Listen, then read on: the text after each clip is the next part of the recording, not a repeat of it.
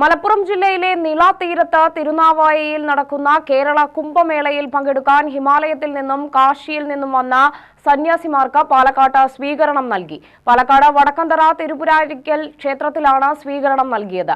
1008 സന്യാസിമാരാണ് ഹിമാലയത്തിൽ നിന്ന് ഉൾപ്പെടെ എത്തിയിട്ടുള്ളത്.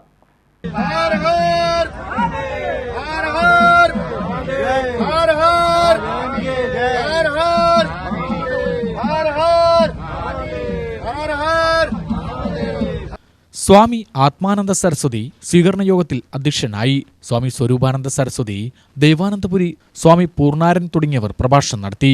ക്ഷേത്ര നവീകരണ committee president K Sudheer, Sivakumar തുടങ്ങിയവർ പ്രസംഗിച്ചു. മഹോത്സവത്തിലെ ഏറ്റവും വിശുദ്ധമായ ആചാരങ്ങളിലൊന്നായ അമൃതസ്നാനത്തിൽ നാഗസന്യാസി വര്യന്മാർ ഉൾപ്പെടെയുള്ള സന്യാസിമാരും ആയിരക്കണക്കിന് ഭക്തജനങ്ങളും പങ്കുചേർന്നു.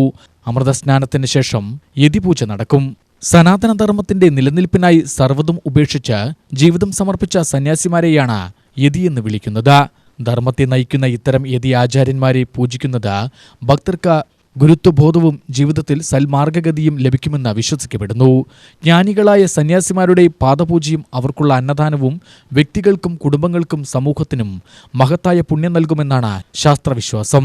തുടർന്ന് ഭണ്ഡാര എന്ന വിശിഷ്ട ആചാരവും നടന്നു. തിരുനാവായ എന്ന് പറയുന്നത് ഈ മാഘമാസത്തിൽ സപ്തനദികളുടെയും, അതായത് ഗംഗ, യമുന, സരസ്വതി, ഗോദാവരി, നർമ്മദ, സിന്ധു, കാവേരി എന്നിങ്ങനെയുള്ള 7 പുണ്യനദികളുടെയും ആ സാന്നിധ്യം വഹിച്ചുകൊണ്ട് ഒഴുകുന്നതായിട്ടുള്ള ജ്ഞാനഗംഗയാണ്.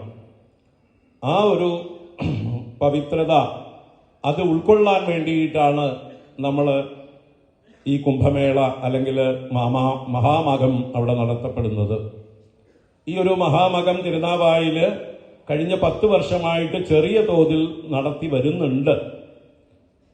നമ്മുടെ താനൂരിലെ മാതാ അമൃതാനന്ദമയി മഠത്തിൻ്റെയും അതുപോലെ മറ്റ് പല മഹാത്മാക്കളുടെയും തിരൂർ ദിനേശ് എന്ന് പറയുന്ന ചരിത്രകാരനും സാമൂഹ്യ പ്രവർത്തകനുമായിട്ടുള്ളൊരു അദ്ദേഹത്തിൻ്റെയും ഒക്കെ നേതൃത്വത്തിൽ ചെറിയ തോതിൽ എല്ലാ വർഷവും 2016 മുതൽ ഈ ഒരു ഇതിനു വേണ്ടിയ പ്രയത്നം ആരംഭിച്ചിട്ടുണ്ടായിരുന്നു.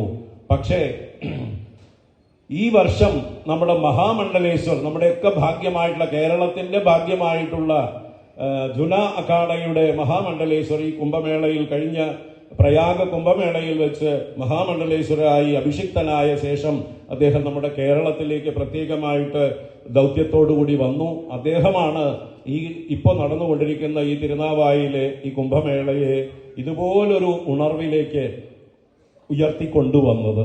U T V news, Palakkad.